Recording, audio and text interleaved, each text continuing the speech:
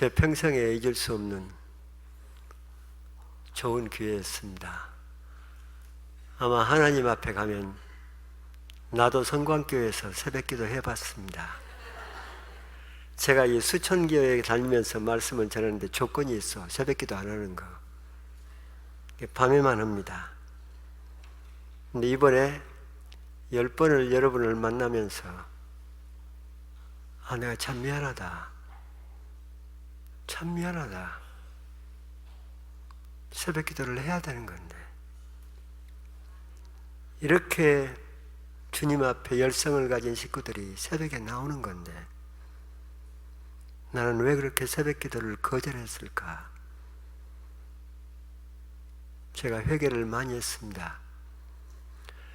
여러분 이번 10번 새벽기도를 인도하는 동안에 여러분은 뭘 느꼈는지 모르겠습니다. 저는 엄청난 은혜를 제가 받았습니다. 이 새벽에 앉아있는 여러분들 때문에 고맙습니다. 오늘 아침 우리가 믿는 자에게 능치 못함이 없다는 찬양을 불렀습니다. 그렇습니다. 믿는 자에게 불가능은 없습니다. 모든 일은 가능하도록 하나님이 그렇게 우리를 만들어 놨습니다. 그런데 그게 여러분 기도한 대로 됩니까? 안 되잖아요. 여러분 생각대로 됩니까? 안 되잖아요. 왜 그런가요? 하나님이 만들어 놓은 그 기계가 망가진 거예요. 내 뜻대로 안 되는 거예요. 울산의 큰 상선이 울산에 항해 현대 자동차를 3,000대 4,000대를 싣고 출항을 합니다. 목적지가 어디냐? 샌프란시스코요. 방향을 잡는 건 캡틴 선장입니다. 그런데 선장이 샌프란시스코로 방향을 잡아놓고 가는데 이 배가 엉뚱한 방향으로 가는 거예요. 동남아 베트남 쪽으로 가는 거예요. 그 선장이 위에서 날린 거예요. 샌프란시스코. 근데 기관실에서 뭐라고 그래요? 나는 샌프란시스코 몰라. 내가 아는 길은 오직 베트남으로 가는 길 뿐이에요. 그리고 베트남으로 가버립니다. 그 배가 누구요? 여러분 아니에요? 내가 가고 싶은 것은 샌프란시스코요. 근데 내 삶이 가고 있는 것은 엉뚱한 방향이에요. 하나님이 우리를 이 땅에 만들어 놓을 때는 어떻게 만들었냐? 내 목적을 샌프란시스코로 했으면 반드시 샌프란시스코 가야 됩니다. 그렇게 만들어 놓았습니다. 그런데 우리의 기계를 고장나게 만들어버리는 게 그게 상처예요. 사탄이 아닙니다. 우리는 자꾸 사탄한테 책임을 묻습니다. 사탄이 아니라 그건 상처요. 그건 내가 치유해야 될 내가 책임을 가진 사탄 책임이 아니라 내가 치유해야 될 책임을 가지고 있습니다.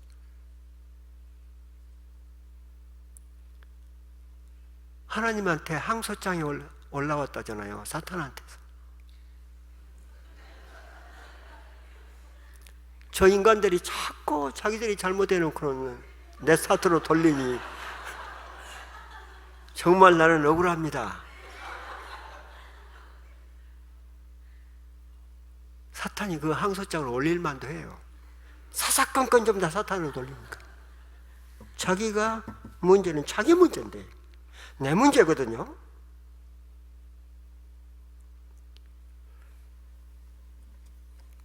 예수님이 왜 오셨어? 여러분 망가진 기계 고치러 오셨습니다. 그 말은 여러분들의 상처를 치유하러 오셨습니다. 여러분들의 그 상처 때문에 여러분들의 상 샌프란시스코로 가야 되거든요. 그 상이 망가진 겁니다. 그 상은 이미지, 셀프 이미지, 자아상, 이 상이 고장났거든요. 이 상은 무엇과 직결되어 있느냐? 자율신경과 직결되어 있습니다. 맞물려 있습니다. 이건 이 상이나 자율신경은 여러분들의 의지로 안 됩니다. 나 결혼해가지고 행복하게 살고 싶습니다. 내 소원이 그거요.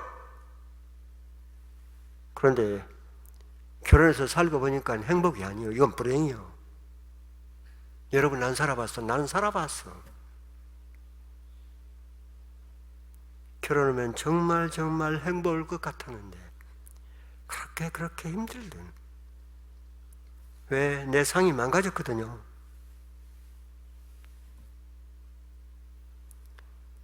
그 상은 내 의지로는 컨트롤이 안 됩니다.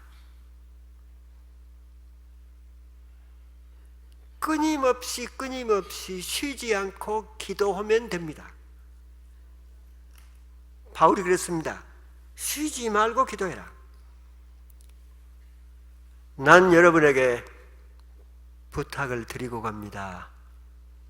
쉬지 말고 하루에 50번, 100번, 300번이라도 해라. 하나님 좋습니다. 감사합니다. 사랑합니다. 여러분 주위 둘러보세요.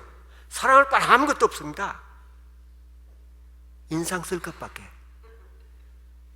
감사할 게 하나도 없습니다. 고마울 게 하나도 없습니다. 좋을 게 하나도 없습니다. 사방을 둘러봐도. 그런데 거기다 대고 하나님 오늘도 좋습니다. 감사합니다. 사랑합니다. 그러면 여러분들을 베트남을 끌고 가던 그 상이, 그 자율신경이 왜 구분 못하니까 좋은 줄 알아. 그러면 방향을 틀기 시작해. 여러분들이 원하는 쪽으로. 그렇게 계속 하다 보니까 어느 순간에 내 상이 내가 샌프란시스코로 가고 있는 거야. 내가 지금 그렇게 살고 있잖아요. 지금 나는 기도한 대로 돼요. 오늘 믿는 자에게 능치 못할 것이 없다. 그 찬양은 나한테는 지금 실감이에요. 옛날에는 전혀 불가능한 일이에요. 전혀 불가능한 일이에요. 왜요? 내 자율신경과 내 자아상은 35살까지 어떤 경험만 했나요? 모든 것이 사사건건 안 되는 것만 경험을 한 거야. 그러니까 내 상과 내 자율신경은 어디를 가도 어떤 좋은 환경에 처해도 안 될 것이라고는, 절대로 안 될 것이라고는, 그쪽으로만 나를 끌고 다니는 거예요.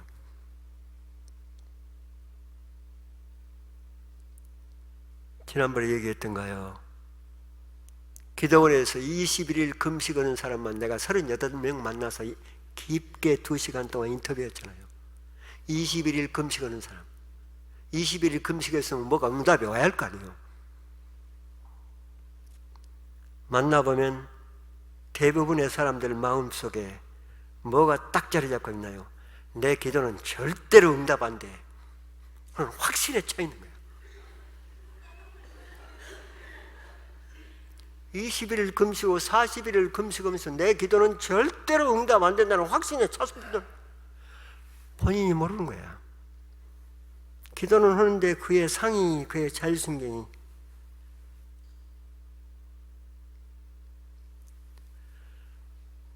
여러분 꼭 바꾸세요. 바꿔집니다. 제가 그런 일을 하고 있습니다. 망가진 상, 망가진 자율신경 똑바로 하나님이 만들어놓은 대로 돌려놓는. 그런데 혼자 할 수 있습니다. 다른 사람 도움 없이.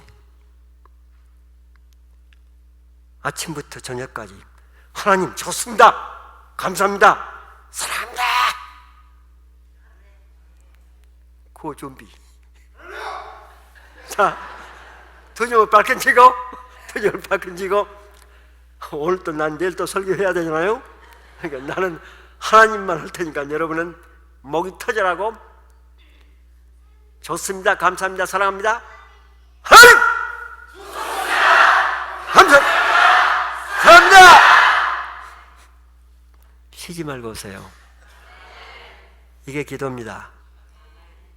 밤낮 우리 뭐 잘되게 해주시옵소서. 누구 잘되게 해주시옵소서. 그런 기도도 필요합니다. 그런 기도는 일부분으로 돌리고 하나님 좋습니다. 감사합니다. 사랑합니다. 그러면 절대로 내가 여러분에게 예수 그리스도의 이름으로 약속을 하는데 3년 안 갑니다. 여러분 앞에 주렁주렁 좋은 일이, 감사한 일이, 사랑할 수 있는 일이 주렁주렁 아침에 눈 뜨고 보면 밤에 적어보세요. 다 정신이 없네. 무슨 일이 이렇게 일어날까? 무슨 기적이 일어날까? 난 여러분 보면요, 꼭 함께 그냥 함께 얘기하는데 무슨 자랑을 하려고,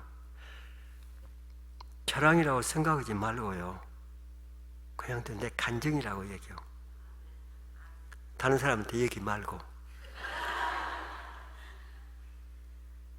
금년 한 해만 기적 같은 일이 내 눈앞에서 정신없이 일어나는 거예요. 도저히 불가능한 일이에요. 여러분 요즘에요, 한국의 정책이 뭔지 아세요? 교육 정책이. 학교가 학생이 없으니까 대학을 이제 문 닫게 되는 대학이 많이 나요. 불시 대학이. 그런 대학을 자꾸 큰 대학 합치는 건 통합. 그러니까 절대로 대학은 허가를 안 해줍니다. 이 통합시키는 정책이기 때문에. 이게 국가 정책이요. 대통령도 이 정책은 못 바꿉니다. 근데 거기다가 내가 대학교 신청을 했거든요. 이 사람 치유 상담 대학, 이것만 3년 전에 교과부 국장들 만났더니 팔팔 뜁니다. 대통령은 안 된다고, 돌아가시라고. 여러분 금년 4월에 허가 나왔잖아요. 그것도 서울 한복판에다가.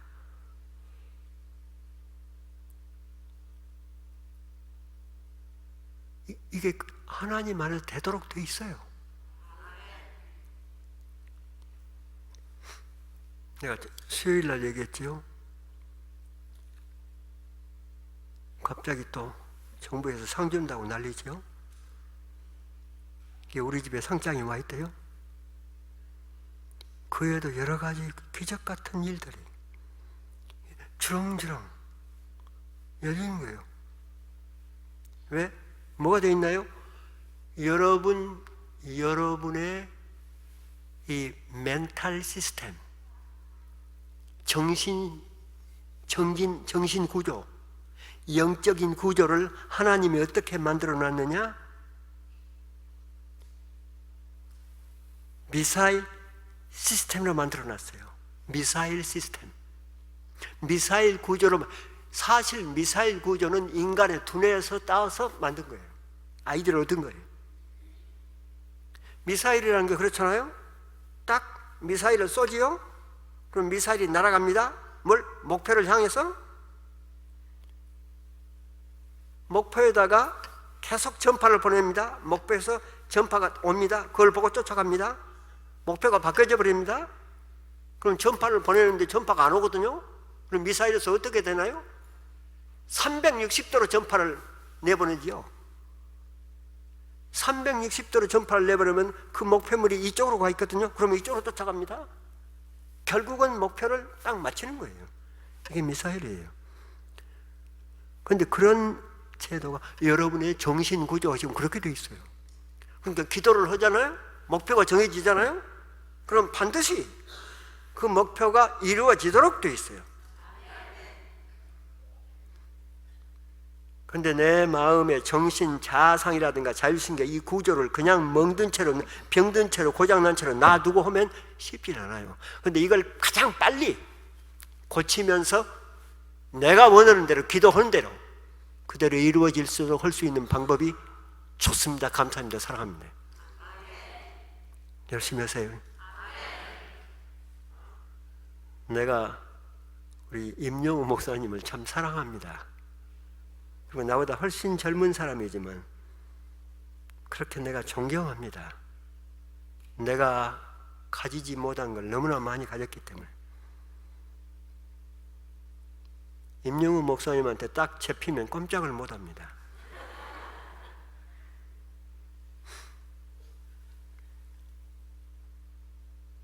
아마 임영우 목사님이 나를 또 오라고 그럴 거예요.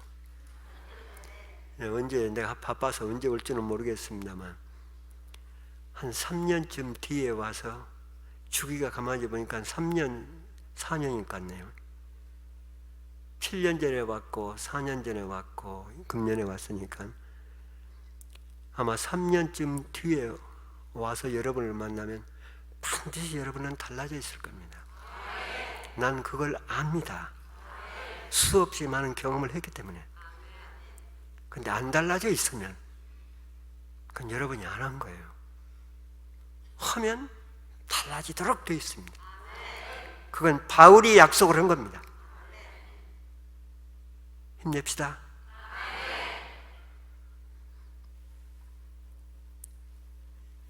이게 영감이 이렇게 여러분 얼굴을 보니까 자꾸 엉뚱한 데서 나오는 거예요. 설교는 전혀 딴 준비가 따로 있는데. 여러분, 1950년대 한국 전쟁이 한참 치열할 때 일어난 일이지요. 어느 겨울 학교 운동장에서 일어난 일입니다. 아이들은 전쟁인지 뭔지 모르잖아요. 오후 태양이 떠 있을 때 아이들은 운동장에서 그렇게 열심히 공을 차고 놉니다. 근데 해가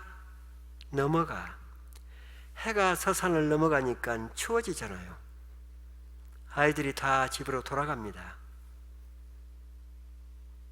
어두워져서 학교 선생님이 이제 퇴근하려고 나오는데, 운동장을 걸어 나오는데 운동장 한가운데 한 아이가 이렇게 서 있는 거야. 지나가다가 선생님이 그 아이한테 묻습니다. 너 왜 이렇게 여기 서 있냐? 다른 애들 다 갔는데. 그 아이 대답입니다. 나는 갈 집이 없어요. 부모도 죽어버리고 집도 없이 떠드는 고아였습니다. 갈 집이 없대요. 여러분, 우리의 인생도 똑같습니다. 우리를 비추고 있던 이 태양, 햇빛, 언젠가는 서산을 넘어가도록 되어 있습니다. 아침 해가 뜰 때가 있으면 한낮이 있고 저녁이 반드시 옵니다. 저녁이 왔을 때 다른 아이들은 다 갔습니다. 그 운동장에 서 있는 외로운 한 아이, 그 아이가 혹시 내가 아닌가요? 여러분에게 마지막이 왔을 때, 어느 순간이 왔을 때 여러분은 나는 내가 돌아갈 집이 있다고 여유있게 즐겁게 그렇게 말할 수가 있는가요?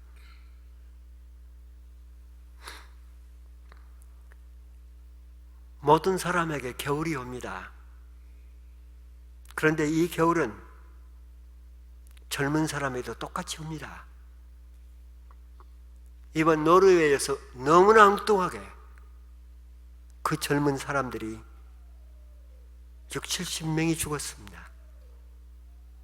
언제 어떻게 이 겨울이 나에게 올지 모릅니다. 언제 어떻게 어느 순간에 내 앞에서 나를 비추고 있던 태양이 사라질지 모릅니다. 낳는 것은 순서가 있다고 합니다. 그러나 마지막은 순서 없습니다. 저는 보았습니다. 1960년도요, 딱 60년도입니다. 대전에서 아주 유성의 최고 부잣집이 충청도의 부자요. 그 부자 영감님이 마지막을 맞습니다. 아침부터 낌새가 이상했던지 본인이 계속 그 무의식 가운데서 돈 그러니까 자식들이 은행에서 돈을 가득 집차로 지폐를 갖다가 방에다 넣어줍니다. 그러니까 계속 돈 그 돈을 모아서는 자기 배 위에다 넣고 상에다 넣고 돈 오후 3시 10분에 죽었습니다. 그런데 돈더미 위에서 올라서 죽었더래요. 그것이 싫어합니다.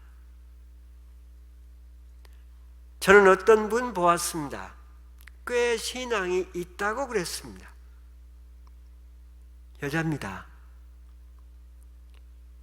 그런데 마지막을 맞는 순간에 왜 그렇게 하나님한테 욕을 하는지,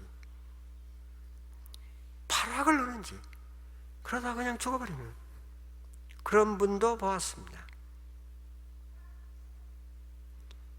작년에 우리 대한민국을 많이 울린 다큐멘터리가 있었지요. 울지마 톤즈. 이태석 신부 얘기입니다. 그 신부가 마지막을 맞는 장면을 다 이렇게 찍어놨대요. 자기가 죽는 걸 압니다. 그런데 자기가 선교했던 톤지에 그곳을 위해서 끊임없이 죽는 순간까지 선교 모고 돌아다니는 그 모습을 보았습니다. 그렇게 웃으면서 당당한, 왜 이렇게 당당할까요? 자기가 살아온 삶이 하나님 앞에 부끄러움이 없었기 때문입니다. 왜 그렇게 하나님한테 욕을 바락바락 할까요?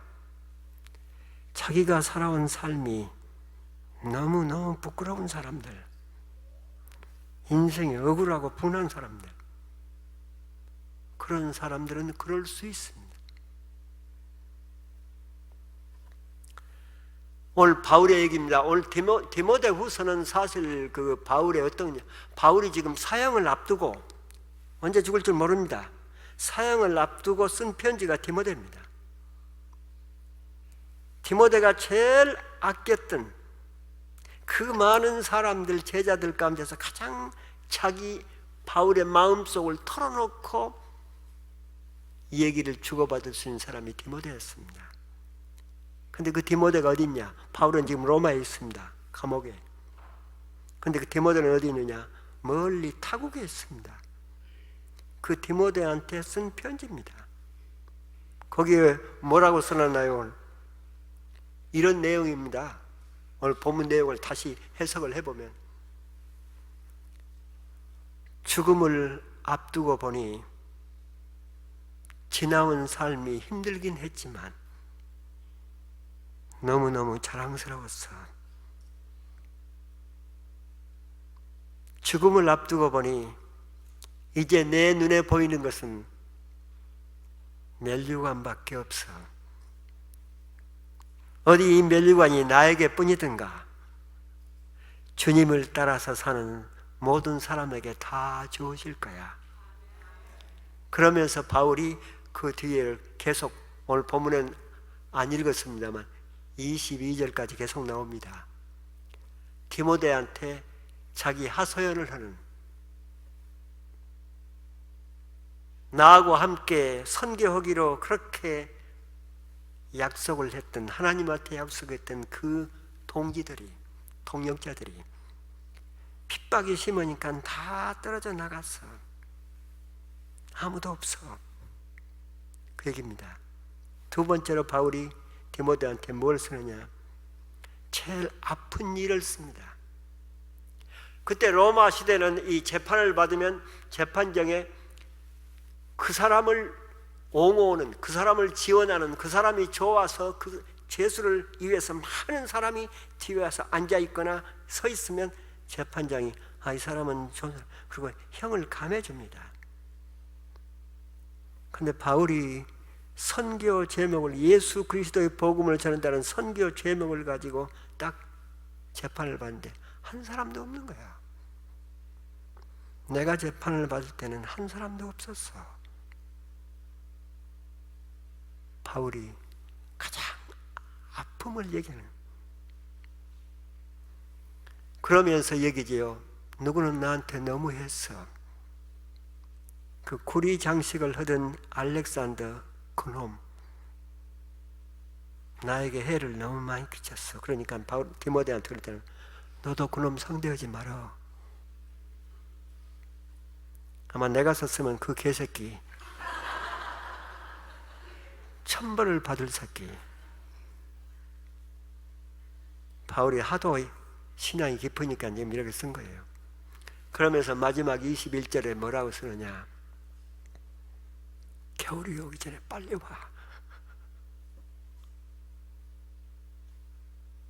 겨울이 오기 전에 빨리 와. 이 말 속에 뭐가 있냐? 나 너한테 꼭 할 말이 있어.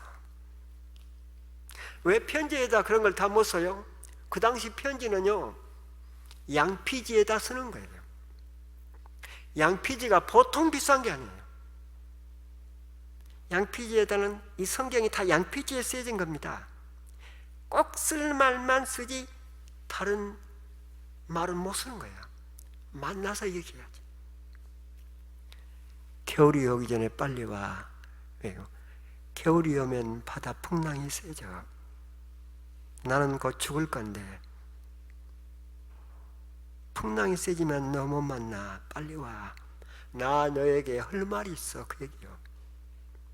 오늘 이 디모데 후서는 여러분에게 그리고 저에게 뭘 말해주고 있냐? 너희들에게 마지막이 올 때, 여러분에게 어느 순간에 우리에게 마지막이 올 때, 해가 넘어갈 때, 겨울이 올 때, 그때 나는 하나님 앞에 어떻게 나설 건가? 바울처럼 당당할 건가?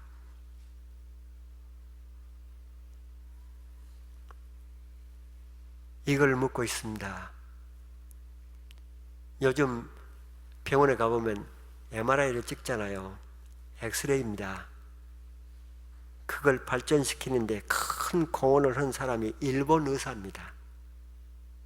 류키치, 동경의과대학교 의사이자 교수였던 류키치. 그런데 류키치가 그 엑스레이 방사선 연구할 때는요, 이걸 방사선을 차단하는 장치가 개발이 안 된 거예요. 그 연구하는 사람은 방사선을 그대로 다 본인들이 피해를 받습니다. 류키치가 그걸 연구하다가 결국 몸이 엉망이 되어버린 거예요. 류키치는 정말 신실한 신앙인으로 오직 치료하는 건, 모든 연구하는 걸 하나님 앞에서 성실하게 어떤 의사입니다. 정말 치유의 생명의 의사입니다. 류키치가 그걸 방사선 연구하다가 결국 몸이 엉망이 되니까 동경의과대학에서 딱 의사들이 놓고는 당신도 의사고 우리도 의사인데 당신에게 뭘 거짓말 하겠는가 하고, 당신은 앞으로 2년 이상을 절대로 살 수가 없다고. 그때 류키치가 그 침대 위에서 자기에게 사형 선고를 내리는 그 의사들한테 빙그레 웃으면서는 얘기요. 2년이면 내가 우리 주님을 위해서 아직도 많은 일을 할 수 있어. 죽는다는데 2년이면 내가 아직도 주님을 위해서 많은 일을 할 수가 있는 시간이라고. 여러분에게 어느 날 갑자기 마지막이 올 때, 해가 넘어갈 때 여러분에게 겨울이 온다면 여러분은 어떻게 주님을 맞을 건가? 여러분, 우리나라가 이렇게 그 복음이 전해진 것은 사실 개신교는 120년밖에 안 됩니다. 근데 천주교는 거의 300년 됩니다. 천주교가 300년 넘게 이 복음이 들어오면서 2만 명 이상이 죽었습니다. 대원군 때 가장 많이 죽었습니다. 18,000명이 죽었으니까. 대원군 때. 아니 12,000명. 근데 천주교 신자만 다 죽이는데, 문제는 12,000명이 전부 다 절투산에서 목을 잘라서 쳐서 죽이는데 하도 많이 죽겠다고 하니까 대원군이 칙령을 내렸지요. 목에서 십자가를 딱 벗어가지고 땅에다 딱 던지고 그 십자가를 발로 한 번만 밟으면 그냥 집으로 돌려보내버려라. 이후 열을 막 놓으라고 그냥 사면시켜서 돌려보내라. 그런데 그 12,000명이 한 사람도 목에서 십자가를 벗질 않는 거야. 나 그냥 죽는 거야. 어떻게 그렇게 당당할 수 있을까요? 인생의 마지막을 맞으면서. 두 번째로 오늘 본문은 여러분에게 그리고 저에게 묻습니다. 내게 마지막이 올 때 꼭 만나야 할 사람이 누구냐? 그리고 그 사람, 여러분이 꼭 용서를 필요할 할 사람, 그리고 용서를 해줘야 할 사람이 누군가? 바울은 사형을 앞두고 꼭 만나보고 싶은 사람이 디모데였습니다. 무슨 얘기를 할지는 모릅니다.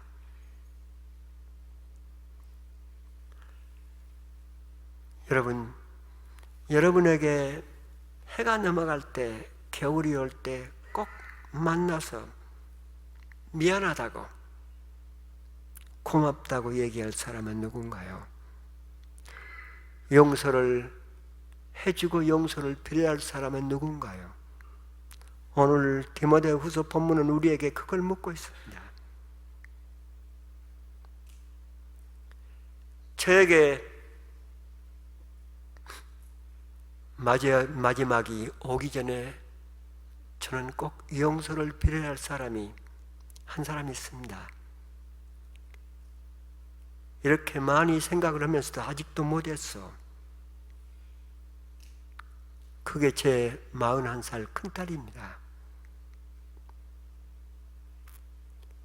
그놈한테 언젠가는 무릎을 꿇고 용서를 빌어야 된다고 생각하면서 아직도 기회를 못 잡고 있습니다.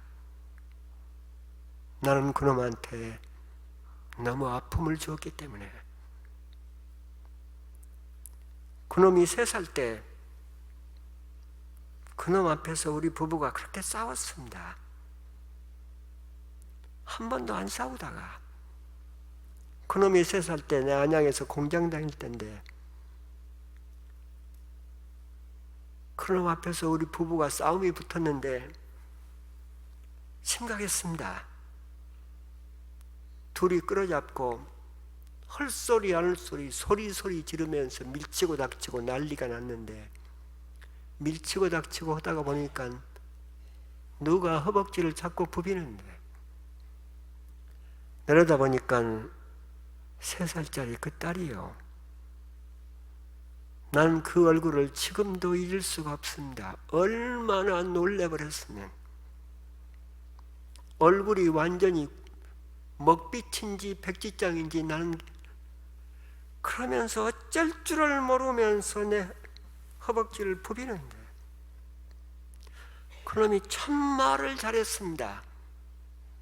그래서 안양의 냉천동에서 3살짜리 우리 딸이 냉천동 주민들이 별명을 붙였는데 말을 하도 잘한다고, 정 변호사라고.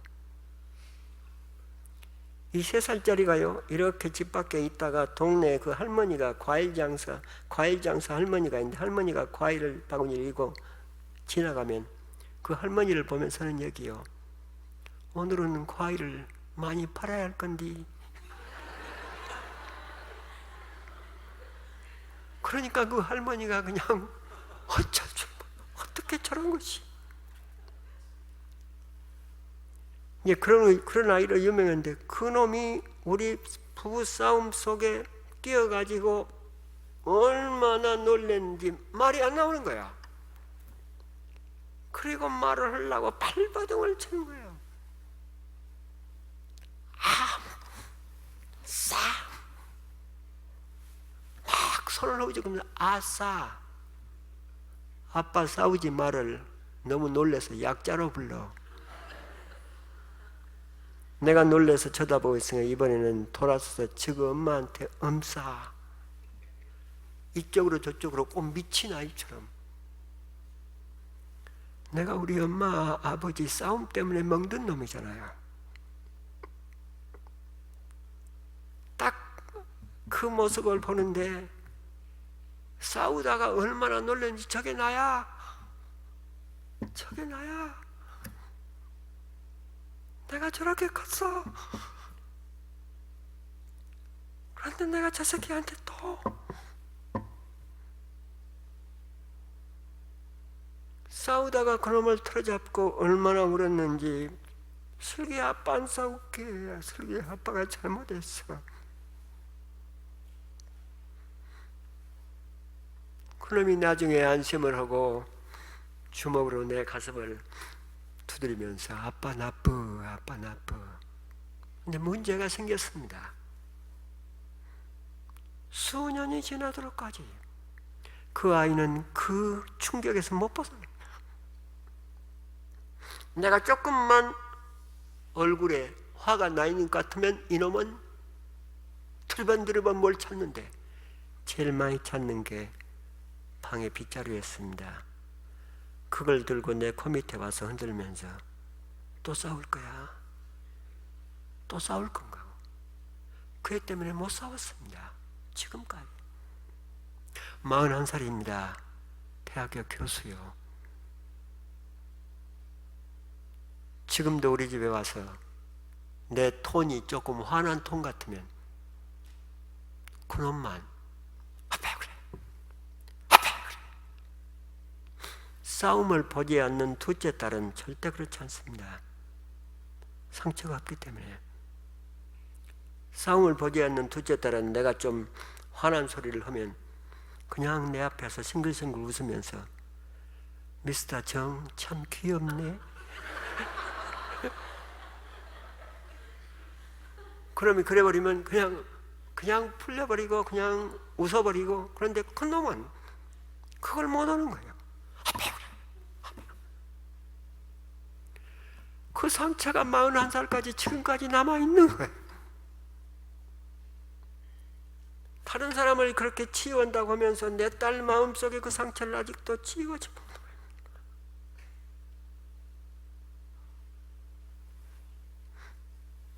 내가 꼭 용서를 그 앞에서 우리 딸 무릎을 틀어잡고 용서를 꼭 빌어야만 합니다. 그래야 내가 눈 감고 마무리를 할 것 같은. 나에게 겨울이 오기 전에 꼭 해야 할 일이 있습니다. 고맙다고, 미안하다고. 그게 우리 형님하고 내 여동생하고 내 남동생이요. 우리 사남매인데 우리 섬에서 나 혼자만 목포로 중학교 보내고 나를 중학교 보내고 난 다음에 우리 형하고 우리 여동생하고 남동생이 염전에서 이러다가 가만히 짜다가 내 학비 되려고 그들은 그렇게 살아버린 겁니다. 그들의 인생을 그렇게 초등학교 졸업으로는 섬에서 그냥 살아버린, 나 때문에 희생한 거지. 근데 내가 미국 유학을 끝내고 돌아갔는데 돈 버는 직업이 아니잖아요. 그 형제간들한테 한 번도 은혜를 갚아본 적이 없는 거예요. 그런데 문제는 그 형님하고 여동생하고 남동생이 한 번도 나한테 그 불평을 해본 적이 없어요. 우리 형님은 내 동생이 저렇게 훌륭하게 사는 것만도 감사하다고 했어. 우리 여동생은 우리 오빠가 그렇게 된 것만도 고맙다고 했어. 한 번이라도 그 사람들이 나한테 손을 벌렸으면 좋겠는데, 손 벌려도 줄 것도 없지만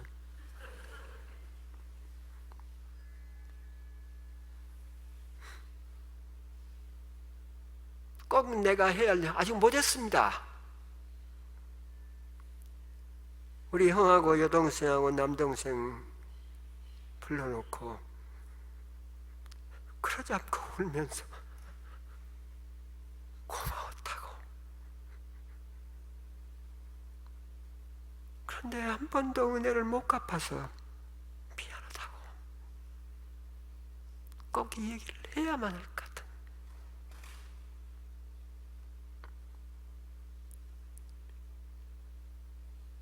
우리는 천년만년 이 땅에서 살 수가 없습니다. 반드시 우리 앞에서 태양은 넘어가도록 되어 있습니다. 그게 언제일지는 아무도 모릅니다. 어느 순간에 올 수도 있습니다. 그 전에 우리가 꼭 해야 할 일이 있습니다. 용서해 줄 사람, 용서를 빌어야 할 사람, 고맙다고 얘기할 사람, 미안하다고 얘기할 사람, 그 문제들을 정리하고 살아갑시다. 바울이 꼭 얘기를 해야 할 사람, 그 많은 사람 가운데 디모데였듯이 여러분에게도 꼭 디모데가 필요합니다. 여러분의 마음속을 털어놓고 얘기할 사람, 디모데도 꼭 성광교회 안에서 만듭시다. 기도하겠습니다. 하나님 감사합니다. 이렇게 좋은 식구들 열흘 동안에 참 감사했습니다. 고마웠습니다. 하나님 앞에 가서 저 성광교회에서 새벽에 저렇게 좋은 식구들 만났습니다. 이렇게 고백할 겁니다. 감사합니다. 예수님 이름으로 기도합니다. 아멘.